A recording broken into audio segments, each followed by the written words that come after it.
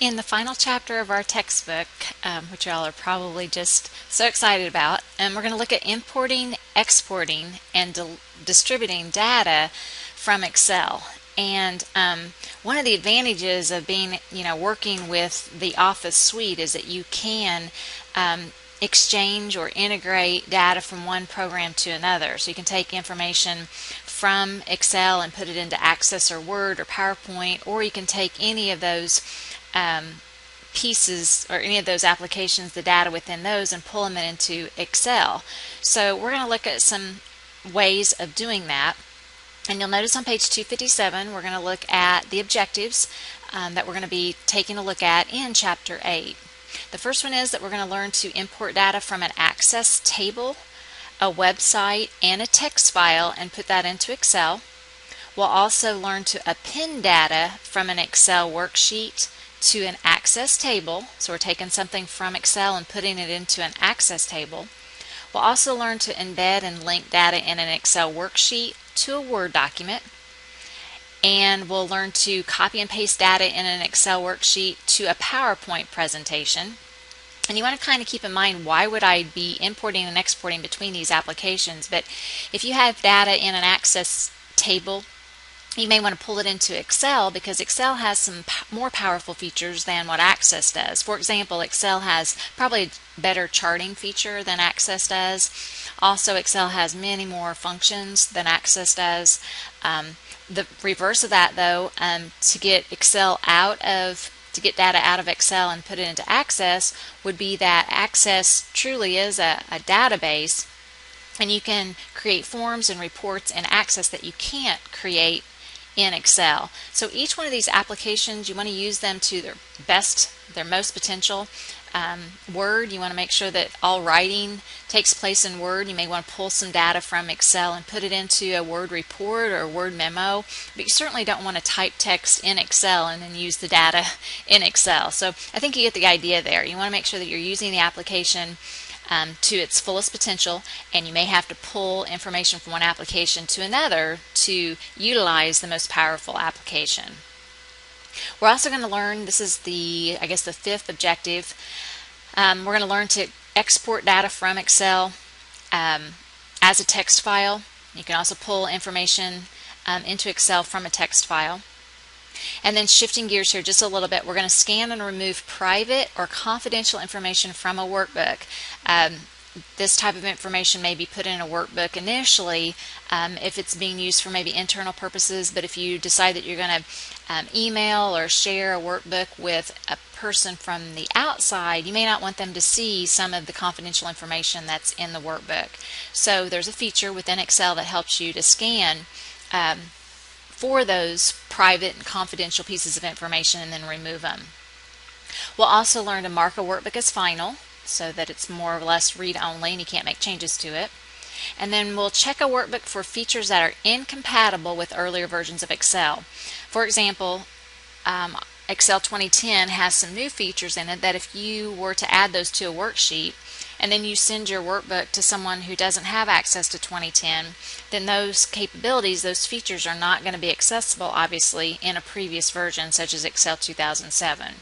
So before you send and share workbooks with those individuals who have earlier versions of Excel, you may want to scan your workbook, check for those features that are potentially incompatible, and either make a note of that to the user that you're sharing it with or remove that feature altogether.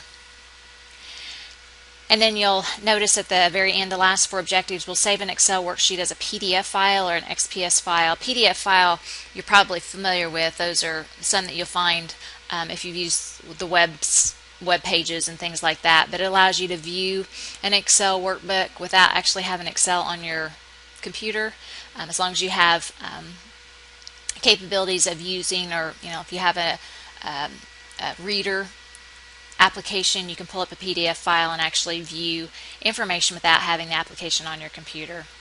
We'll also learn to save an Excel worksheet as a web page so that you can place it on the internet or intranet. We'll learn to send an Excel worksheet via an email message.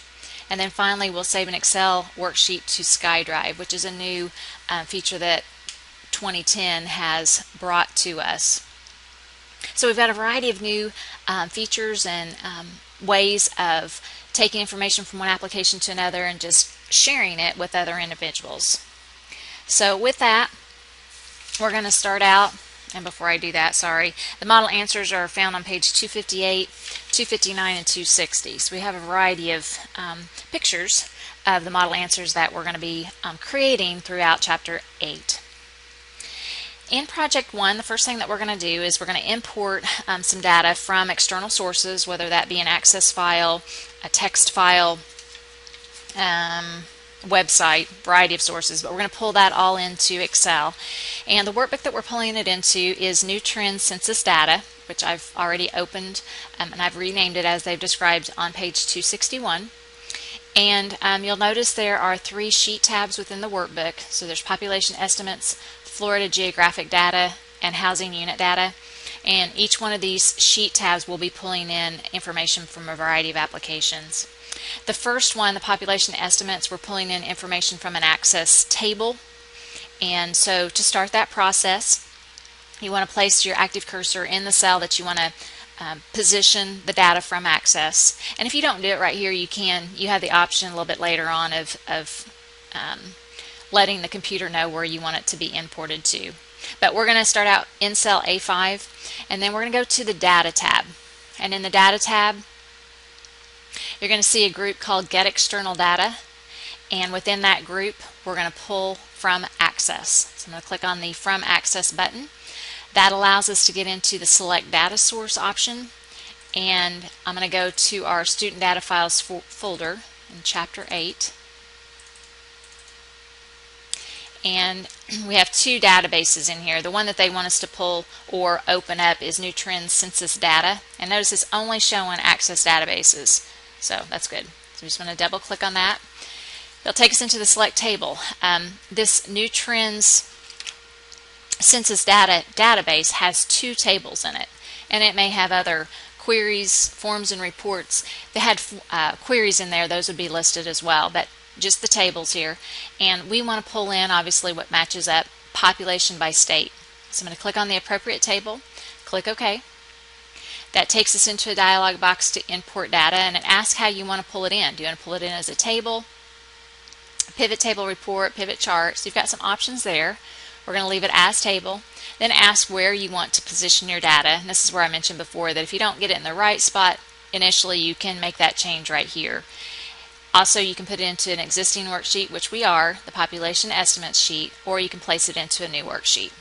So in essence, we haven't made any change here. We're just going to click OK.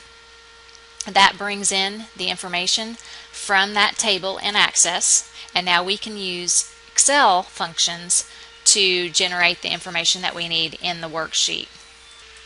Once we get it into Excel, then we can format it, use it, all the Excel features that we need. And this first time through, I'm going to go through and just kind of make some changes so that you can see that we want to treat it as an Excel file. One thing we can do is remove these filters. If I go to the Data tab, click on Filter, that will remove the drop-down arrows. You can also change and apply the table style that's in there. They have us changing it to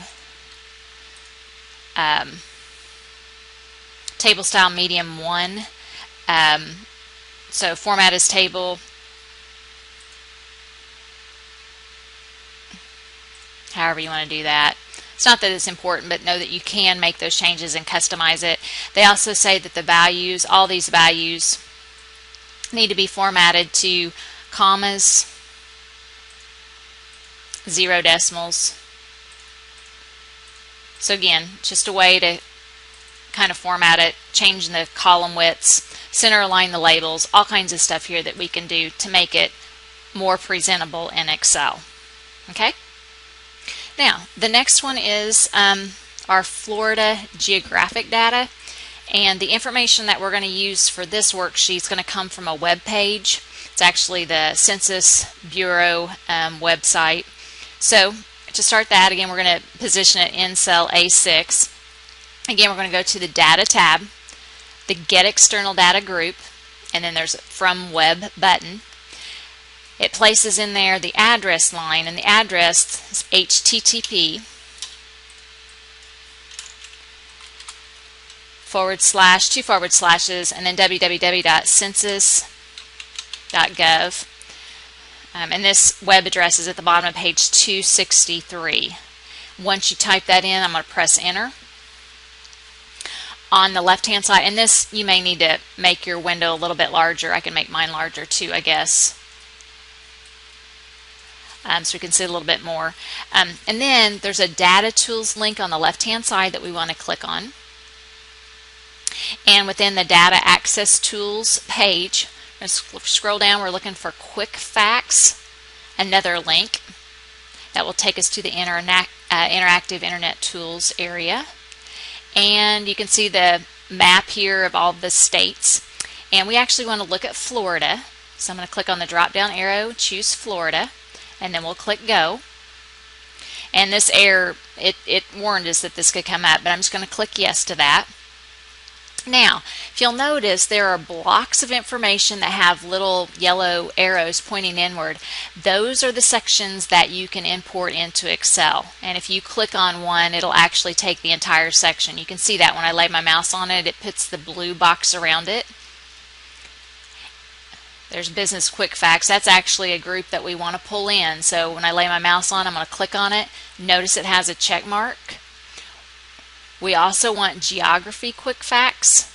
So I'm going to click on the arrow there and again get a green check mark. Notice at the top it says click next to the tables you want to select and then import. So I'm going to click on the import button in the lower right hand corner. Again, we have an opportunity to put it in the new or the existing worksheet, and you can click in whatever cell you need to place it in, or you can position it in a new worksheet. We're going to keep everything default here. Click OK. That retrieves the information that we pulled from the website. You'll notice the geography facts. There's probably things that you'll want to do in here to go in and reformat. Also notice these little plus, the number 1 after the 18.5%. That is a superscript. And I should have pointed that out to you in that web page, but the superscripts convert themselves to 1, so you kind of need to watch that. I don't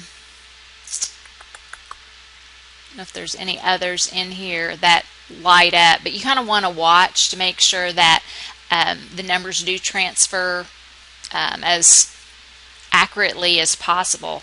So, and I'm looking on page 264 at the bottom. Actually, these Business Quick Facts, these aren't the same numbers, but you can see that the little number 1's up there. When they come in, they're adding a number 1 to that, so you definitely want to go back and make sure that you compare it to the original to make sure that those haven't been converted and that those are accurate numbers. And at the top of page 265, step number 3, they do have you making changes to the various columns and row heights so that the appearance of this worksheet is easy to understand. So again, although I'm not going to take the time to do that, you would need to go back and correct it, edit, and apply format so that the information is easily understood. Okay? And then the third sheet tab, which is Housing Unit Data, we're going to pull information in from a text file. And there are a lot of times you'll get text files, people save those because they're commonly used, and it's just a great way of exchanging data between programs that aren't necessarily the same. So a lot of times people will save those in a text file format. You lose a lot of formatting when you do that, but at least you have the data and it can be pulled in, and then you can take the time to format as necessary. So, and there are some file extensions, examples of file extensions that they talk about at the top of page 266. So if you want to read through that, that would be great. So again, in the housing unit data, we're going to pull in a text file that again is in our student data files folder. So to do that, again on the data tab, the get external data group from text, going back to the student data files, chapter 8 folder. The text file that we want is housing units. Double click on that. And you'll notice it gives you a preview of the file. which is fine. If you choose fixed widths, there's nothing really different there, so we can just leave the delimited. Notice the characters such as commas, which you can see commas are used to separate. So we're going to leave that as is. We'll go on to the next step. Here we want to choose our delimiters, and it looks like the delimiters are commas, so we want to click on that. Notice when we do so, it automatically puts columns in for us, which is great. That's what we want. Then we'll go on to the next step. Here we have options as specifying what type of format that we want to pull in, which is not real important here. However, there may be a column that you don't want to import, so you can certainly click on that column and click Do Not Import. You can't select more than one column at a time, so you do have to go to each one separately and click Do Not Import if you choose to do that. And then we'll go to the final step. It's asking where you want to position it, as it has in all of our steps of the wizards. We're going to leave it as is. Click OK, and there is the information from our text file. It's pretty clean cut, actually, but again, on page 267 they do give you some ways to format it in step 4 by changing the column widths, also merging and centering these two over that column, because that describes the July numbers. Same thing with the change 2008. These might be applied. You may want to format those to percentages, since that is a percent column. All kinds of things there. Titles could be right aligned.